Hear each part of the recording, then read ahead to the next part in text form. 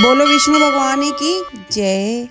पाठ पूजा चैनल में आज हम माघ मास महात्म्य का 15वां अध्याय सुनेंगे।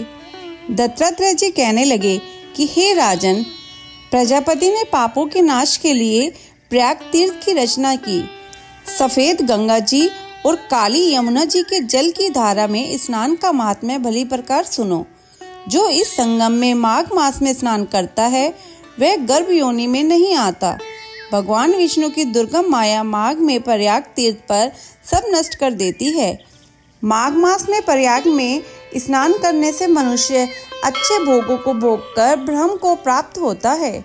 माघ मास तथा मकर के सूर्य में जो प्रयाग में स्नान करता है उसके पुण्यों की गिनती चित्रगुप्त भी नहीं कर सकता। 100 वर्ष तक निराहार रहकर जो पुण्य प्राप्त होता है वही फल माघ मास में 3 दिन प्रयाग में स्नान से होता है। जो फल 100 वर्ष तक योगाभ्यास करने से मिलता है, जैसे सर्प पुरानी कांचली को छोड़कर नया रूप धारण करता है, वैसे ही माघ मास में स्नान करने से मनुष्य पापों को छोड़कर स्वर्ग को प्राप्त होता है। परंतु गंगा यमुना के संगम में स्नान करने से हजारों गुणों फल मिलता है। हे राजन, जिसको अमृत कहते हैं वह ये त्रिवेणी ही है।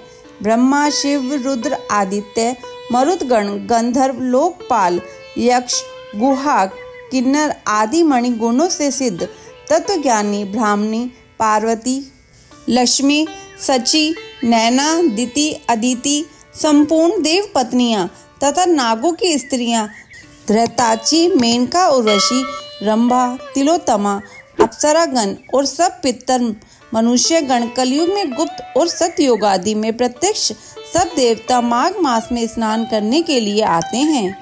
इन दिनों माघ मास में प्रयाग में स्नान करने से जो फल मिलता है वह ईश्वर ही कह सकता है।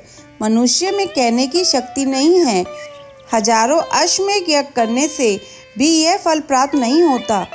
पूर्व समय में कांचन मालिनी ने इस स्नान का फल राक्षस को दिया था और इससे वह पापी मुक्त हो गया था। अध्याय संपूर्ण। अगर आपको यह अध्याय सुनना अच्छा लगा हो तो इसे लाइक करके शेयर करें। चैनल पे नए हैं तो सब्सक्राइब करें।